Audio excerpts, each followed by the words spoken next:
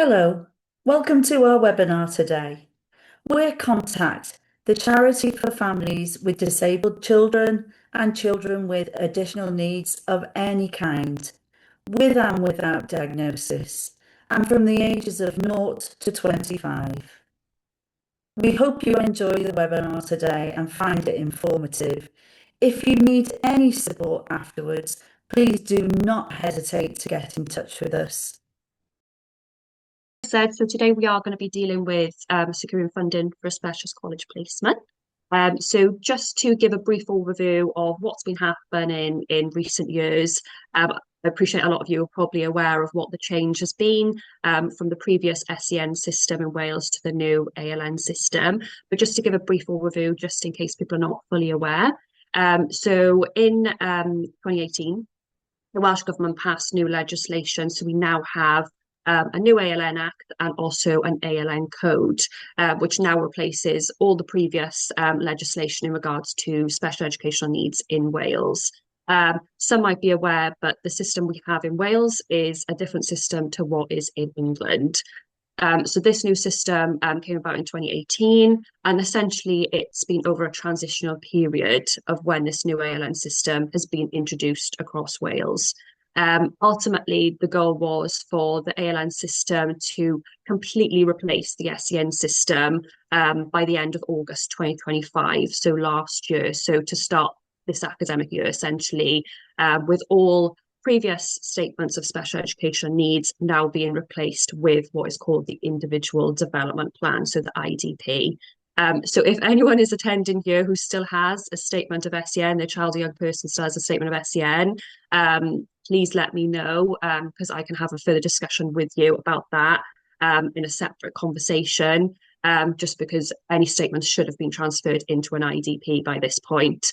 So please raise that with me if you're still under the impression that you still have a statement of SEN, because all statements should have been transferred last year. So just to make you aware of that, that shouldn't be the case anymore. And then just to go into a brief overview about what the definition of ALN and what ALP is. So ALN is the equivalent of additional learning needs. So this has replaced the previous definition of special educational needs. So I've just got on the screen here about what that description is. I appreciate some of you might be fully aware of what this description is. But just to recap, ALN is essentially defined as someone having greater difficulty learning than others, or having a disability which prevents or hinders them in respect of what others can do of the same age in a mainstream school or further education college. So that is essentially the brief description of what ALN is. In regards to additional learning provision then, so ALP, so ALP is essentially the support given to a child or young person, which is generally above and beyond what would be given to any other particular learner within the same age group. So this can, be in reference to, they might require, speech and language therapy or occupational therapy. They might require full-time one-to-one, for example. They might require additional intervention in regards to literacy and numeracy, for example, if they have weaknesses in those areas. So, for example, some children and young people with a diagnosis of dyslexia or traits of dyslexia might require that additional provision in place for them to be able to develop their skills in regards to literacy and numeracy, for example. And then you've got additional learning provision in regards to if a child requires a certain type of environment. So if they've got, quite significant sensory needs, they might need a low calm arousal environment. Other children or young people might require a small class environment. So it covers all things like that as well. So that is essentially what falls under the umbrella of additional learning provision, as well as a lot more other things that I haven't just touched on. But just to give you an example of what ALP essentially is. And then just touching on individual development plans then, I am assuming that a lot of people that are attending today have a child or young person who does have an individual development plan. And that is sort of the course we're going down when we discuss how to secure a specialist college placement for young people currently. If the situation is slightly different to yours, please just let me know and we can discuss that. That's not an issue at all. But just to touch on, what types of individual development plans that are out there. There are two types. So you have the local authority maintained individual development plan, and then you'll also have your school maintained or further education institution maintained IDP as well. So those are the two typical types of IDPs you will have. More commonly, what will happen is if a child is attending a maintained school or college, their setting will usually have and prepare and maintain the IDP. But in certain circumstances, the child, young person, parent, or even the setting they attend can request that the local authority adopts the IDP. And that is all dependent on that child's needs, what ALP they require. So if the ALP is above and beyond what the school or the college could provide, they could potentially go to the local authority and say, look, this child or young person requires a lot more ALP than what we can deliver within the resources which are available to us. So then they would put the request in on behalf of the parent or the young person, for the local authority to essentially step in and take over adopting and maintaining that IDP, just to ensure that the ALP that that child or young person requires is being provided to them. So sometimes schools and colleges, might potentially put their hands up and say, actually, we really can't, meet this child's needs with us maintaining this IDP. We need further support from the local authority. So those are the two IDPs that you could potentially have at the moment. And then let's go on to local authorities' duties then. So with regards to local authorities' duties, some of you might potentially be aware that with the previous SEN system, it was the case that the Welsh Government would be the ones responsible for making decisions in regards to any funding placements for any young people from the age of 16 to 25 with learning difficulties, who require access to a specialist college provision, for example. Since last year, this has now changed. So they were still responsible up until September 2025. If parents or young people is still in the process of applying for a specialist provision at that point, usually the process would still run with the Welsh Government until the process comes to a conclusion. But from September 2025, it's now the duty and responsibility of the local authority to be dealing with any requests for any specialist college placements. So if you're looking this year or within the next year at potentially applying for a specialist college for a child, for someone you care for, then it will be directed to the local authority. And also at this current time, it should be the case that you have an individual development plan as well. Like I said, if that's not the case, please let me know, because with statements of SEN, they should have all been replaced by now, but please let me know if that's not the case for yourself. So ultimately, any request for a specialist college placement should now be directed to the local authority.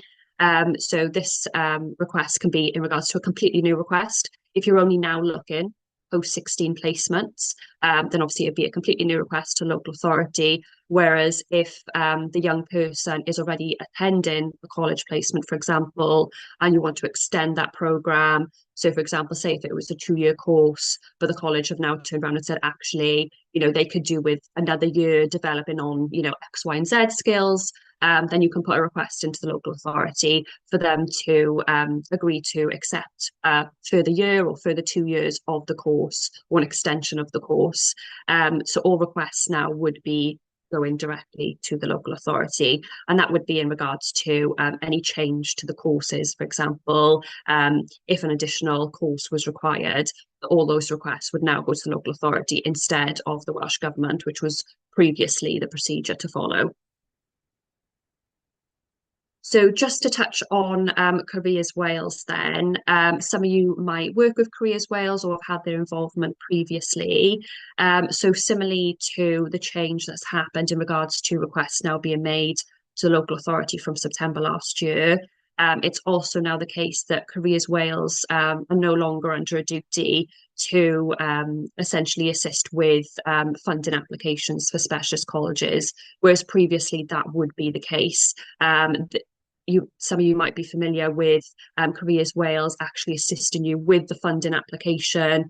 they would submit it to the Welsh Government on your behalf and respond to any queries the Welsh Government may have in regards to that application. Whereas now, any request being made to local authority, Careers Wales wouldn't have a duty to assist with that funding application any longer. They still can be involved. So Careers Wales is still very much there. If you still wanted them to be involved with any transition planning or IDP reviews, they will be there to assist you. So they're still very much able to support, young people, local authorities and schools. I have just included on the slide there as well, just a brief overview of, what information they can provide you, what guidance, what assistance. So generally, they can obviously provide the young person with careers information, the types of courses they can do, the types of colleges and within the local area, which, could be suitable for them. They could go on to discuss sort of employment and sort of longer term goals. So they're still very much there and very prominent if you wanted assistance from them. Usually what will happen is when the child's in year 9, the school or parents can request that a careers advisor attends IDP review that takes place during that year, just to start discussing, what does, life look like after school? So post 16, do you want to stay on a sixth form? Do you want to go into college? Do you want to do an apprenticeship? So they then can look at those type of courses and just to assist you with sort of the longer term planning. So they can still attend IDP reviews if you wish to have them there. And they can obviously discuss with the young person potential courses, career options, and sort of start planning forward with what their post 16 education is essentially going to look like. Then in regards to transition planning so when a child moves from one phase of an education to another, so this can be from primary school to secondary school and then post 16 to college, also covers other areas as well. But what we're looking at today is, that post 16 move. So moving on from, a secondary setting to a college setting. So with transition planning, so this can essentially take place at any time. There's no specific sort of deadlines or timescales to follow within the ALN Act or ALN Code. When the ALN Code was produced, there were certain sort of scenarios and advice of, when that transition planning could take place. So one of the most appropriate procedures to follow would be for transition planning to be discussed and looked at the IDP review, which would be held before the expected transition. So, for example, if a young person was moving on to college, say September this year, they would have, obviously they have their annual reviews on the IDP on a 12-monthly basis. So any IDP review that was held within this last academic year, that's when you could start looking at, what college placement you would want to look at, apply for the following academic year. You can always request an IDP review earlier than what is expected. So like I said, they are held on an annual basis. But if you did want that IDP review to be brought forward for any reason, if there's any concerns with the provision, any concerns in regards to placement, or you simply just wanted to discuss transition planning for the next academic year, you can put that request in as well. You don't have to discuss transition planning at the IDP review. But usually it just coincides with one another because obviously with the IDP review, you can look at updating the child or young person's needs and the provision they require. So you could start looking at, when they do transition to a college placement, what provision are they going to require in that environment in comparison to what they're currently receiving.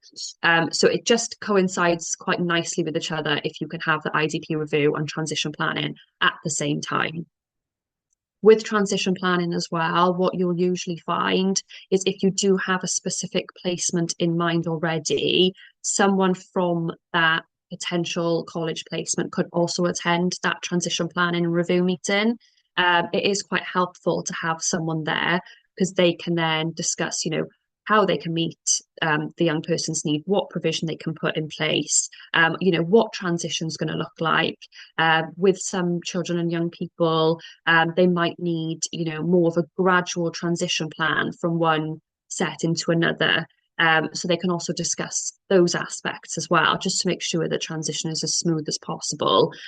So in some cases, when you are discussing transition planning and an ID and within an IDP review, you might wish for someone to attend from that college placement to discuss, how they could meet need and, what provision they can put in place. I have also just included on the slide as well, there is a section on the IDP to just note down any sort of arrangements for transition as well. So there can be some notes made on the IDP of what transition is going to look like, what it needs to cover. So it's just something for you to be aware of as well when you receive an IDP. In regards to actually looking to put forward a request for a specialist college placement then. So like I said, the request will need to go directly to your local authority. If you have a specific college in mind, then obviously you can put forward that specific college, or if you simply just want to put forward a type, so for example, a specialist college placement, then you can have discussions with the local authority about, what type of college placements required, and you can look to explore those options with the local authority. What local authorities will usually do is they will look to consult with local mainstream provisions within the area to see whether they could meet needs. Usually they'll send a consultation out to them, share the IDP with the college and any other relevant documents. So if there's any up-to-date expert reports, for example, school reports, those will usually be shared with the college in question. How local authorities work is they will try and find a local college which is able to meet need. If a local mainstream college turns around and says, yes, we can meet need, then the local authority will have a high consideration for that college placement, being the placement the child or young person attends. Ultimately, we need to be looking at, if you are looking to secure a specialist college placement, we need to be looking at what we need to include within that request to make it as successful as we possibly can. So I've just included on this slide, what type of evidence you would need to put forward if you did wish to request a specialist college placement. So, for example, it's really helpful to include an up-to-date position in regards to the young person's needs, what the young person's provision is and what provision they require. So it's quite helpful to touch on in this request, what type of environment they need. So if they need a low arousal environment, if they need small classes, if they need teaching by specialist teachers, for example, all of that should be included within the request. It's also helpful if the child or young person has attended a previous mainstream setting, whether that's a school or another college, and that has broken down or failed for any reason. It's quite helpful to include within that request that there has been a previous failure with a mainstream college being able to meet needs and provide the provision. And any evidence you have to support that would be really helpful when submitting that request as well. And then within the request itself, you really want to be drawing on why the specialist college you're putting forward is required. So what provision they can offer in comparison to any local mainstream colleges, for example, why it's reasonably necessary, and how it's essentially going to meet, that child or young person's needs and training, essentially. And it'd also be helpful if you have considered any local provisions, which the local authority might be considering. You could also just draw on the unsuitability of those placements. So if you've been to visit them yourself, or you're aware of what provision they offer and you feel that it really is not going to be suitable for the young person, then you can raise that within the request to the local authority as well. I just obviously need to make you aware that the way the local authority will look at potential college placements is they will look to essentially consult with the local mainstream provisions within the area first to see whether they can meet needs before they then go on to potentially look at specialist college placement. So any information you can put within that request to essentially set out why that specialist college is required and why a local mainstream provision is not going to be suitable. That's going to really be helpful with putting your case forward and putting the request forward. And then in regards to any further evidence then, so it's always helpful to have a professional's expert opinion in respect of placement. So the type of experts that would really be able to assist you with advising on what placement a young person is going to require when they move on to college is going to be typically your educational psychologist. So your educational psychologist is going to be able to assess the young person's current needs. They'll then be able to draw on them findings and essentially put forward recommendations for what that placement is going to look like or what additional provision they're going to require moving forward. Because obviously, a phase moving from secondary school to a college placement, for example, is quite a big difference to a child or young person. So it would be really helpful if you can obtain any additional evidence from a professional which is commenting on the additional learning provision a young person requires or the type of placement they require. That's really going to support your application to the local authority for a specialist college placement to be secured for the young person. So the educational psychologist is key because they can comment on the type of environment and even the type of placement that the young person requires. So they'll be able to comment on, whether it needs to be a day placement, whether it should be residential. Some young people might require what is an extended day curriculum. So what that essentially means is they would attend the college during normal college hours, and then if they required support and assistance beyond the college hours, that would then be your extended day curriculum. So they're still learning past the college hours. So that would be more predominantly in regards to their sort of independent living skills, for example. If that is the case in your situation, you might want to potentially look at getting a social worker report because a social worker would be able to comment on what that child's social care needs are, as well as their educational needs. And sometimes the two of them can be interlinked with one another, depending on the young person's needs. So they're going to be very key if you are looking at potentially looking at a residential college placement, which does include an extended day curriculum, for example. Other reports and evidence you may wish to look at securing before making the type of application to the local authority are occupational therapy reports. So an occupational therapist can comment on things such as the sensory needs of the child, so that they again would be able to assess the young person's needs and be able to provide recommendations on the type of additional learning provision they require. And that's going to be really helpful because if a child does have quite significant sensory and physical needs, it may be the case that they are going to require a lot lower arousal environment, which a lot of mainstream colleges would not be able to provide. So that can be quite helpful if you do have a child or young person who does have quite significant sensory and physical needs as well, because the occupational therapist could potentially touch on the type of placement they're going to require due to those sensory needs. Children and young people, when they do have sensory needs, they might potentially, be more sensitive to loud noises, busy environments, for example, which essentially, a lot of mainstream colleges will have that type of environment. So if you've got evidence to suggest that that type of environment is not going to be a suitable placement for that child or young person, it's really going to support and push for more specialist college placement to be named. And then anything in regards to any additional reports you've had from any health professionals. So, for example, a child or young person might be regularly seen by a certain consultant in regards to their health needs. So it might be the case that some health professionals have commented on the type of provision they require in an education setting based on their health needs and what type of placement they might require as well. So if you've got anything along those lines which could assist and support with an application for a specialist college, then that's really going to help you going forward with making the application to the local authority as well. So just to give a bit of an overview with making the application. So we've touched on obviously the evidence we require when submitting a request to the local authority. As I said, with the local authority, they will look at local mainstream provisions in the first instance to see whether they could meet the young person's needs and provide the provision that's detailed within their IDP.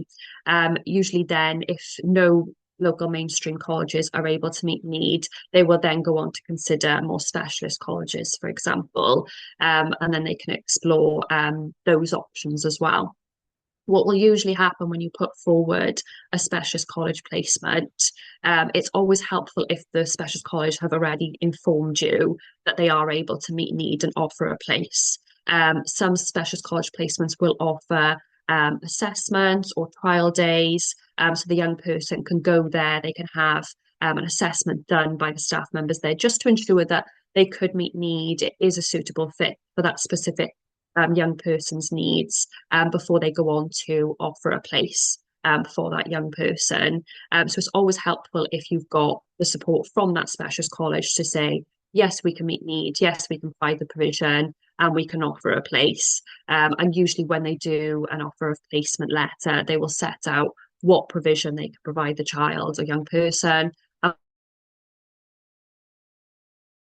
what those fees will be. And that's really helpful then because you can submit all of that information to the local authority when you make a request for a specialist college placement. And then, as I said, with regards to the application itself, then the local authority would then consider that application. It's always helpful to have the college on side, but obviously sometimes with specialist college placements, they might want a consultation from the local authority first before they can process any sort of assessment procedure. But ultimately, what will then happen is the local authority will take that placement request to panel. That's usually how they would do it. So it'd be their internal panel process as to whether that college placement should be named. If the decision from the panel meeting is that a local provision, for example, can meet need, they can offer the provision, then the local authority will be inclined to proceed with that placement over the specialist college placement. So it's always helpful to have as much evidence as you possibly can to support the need for a specialist college placement. If the local authority do not agree to fund the specialist college placement following your request, following the support of the college themselves, then you will be granted a right of appeal. So this is an appeal to the Education Tribunal for Wales. So there is that additional avenue to go down. Some local authorities, when they do make a decision, they will potentially direct you to their internal appeals process. Not all local authorities do it, but some will. So you can go through the internal appeals process if you wish. So that would be, again, presenting your evidence to the panel, reiterating, the need for a specialist college placement. You've found a specialist college placement. They can meet need. They've offered a place. And if you do have any additional evidence that you can add to essentially that appeal, then you can do so at that stage. If that then comes back that the local authority have upheld the decision, then you've always got your right of appeal to the Education Tribunal for Wales as well. So the Education Tribunal for Wales, so it's an independent body. They don't represent the local authority, they don't represent parents, so they're completely independent. So if the local authority did refuse to name the specialist college you were looking to secure, you will get that right of appeal. So with the right of appeal, you have 8 weeks from the date of that decision to lodge the appeal with the Education Tribunal for Wales. This can be further extended by a further 8 weeks if you do wish to engage in the disagreement resolution service. This is essentially like mediation. So you would meet with the local authority to discuss your concerns, discuss the decision that was made, and see if there's any way that you could reach some sort of agreement without the need of going down the tribunal route, for example. If that then concludes that the local authority still uphold their position that the local mainstream college, for example, is able to meet needs and can provide the provision, then you've still got that right of appeal available to you. And you can then go down the appeals process by way of lodging an appeal with the Education Tribunal for Wales. With the Education Tribunal for Wales at the moment, we're currently seeing the appeals process is approximately lasting about 5 months. So that's from the date of lodging your appeal to the date of a final tribunal hearing. So just to make you aware of that. With the Education Tribunal for Wales, they are an evidence-based tribunal, similarly to the tribunal that is in England. So it will be required that you will need to submit evidence. to support the position that a specialist college placement is required in order to meet the young person's additional learning needs and secure the additional learning provision within the IDP. So with regards to the appeal itself, you will always be given a further opportunity to file any further evidence. So if, for example, when making your application to the local authority for a specialist college placement, didn't have all the evidence available to you at that point, you will have a further opportunity to submit any additional evidence to support the position of a specialist college placement being named. And it's always helpful within an appeal as well to have an education psychologist report. That is one of your key experts that you would want throughout this process. Like I said, they're able to comment not only on the additional learning provision the child requires, but also they can comment on the type of placement. So they can specifically recommend there are specialist colleges required, for example, what that specialist college should look like. So for example, the class size, they might even be able to comment on the number of pupils within that class size. They could comment on, whether a low arousal environment is required. They can also comment on the type of peer group that is required within that type of college placement. And they can also comment on the type of teaching as well. So, for example, specialist teachers with additional qualifications, based on, the child or young person's needs, they could go in a bit more detail about what those qualifications look like. Because obviously every child's needs are different. If they have, for example, a diagnosis of ASD in comparison to a diagnosis of dyslexia, the specialist teacher could be slightly different to what the EP could recommend. So it's always key to have an EP report if you are looking to appeal to the Education Tribunal for Wales, because they're really going to be able to assist you with recommending what placement is required for this young person going forward. In regards to the powers of the Education Tribunal for Wales then, as I said, the appeals process takes approximately 5 months currently from lodging your appeal. If it does go to hearing and the tribunal need to hear all of the oral evidence as well as the written evidence, following the hearing process, you won't receive the decision right away. You'll receive the decision within 10 working days of the hearing itself. The powers that the tribunal have are that they're able to dismiss the appeal completely. They can make an order, or they can order the local authority to reconsider a decision. With the decision that's issued by the Education Tribunal for Wales, most time limits for the local authority to comply with an order is 7 weeks. But it can vary depending on the order that's made. Sometimes the decision will need to be acted on immediately, but generally it's within 7 weeks of the tribunal decision. So, for example, if we went to an appeal, we're asking for a specific specialist college, we were successful, the tribunal put in a decision that they direct the local authority to name this placement in the child or young person's IDP, for example. The local authority would then need to issue the amended final IDP with that placement named within 7 weeks of the tribunal decision.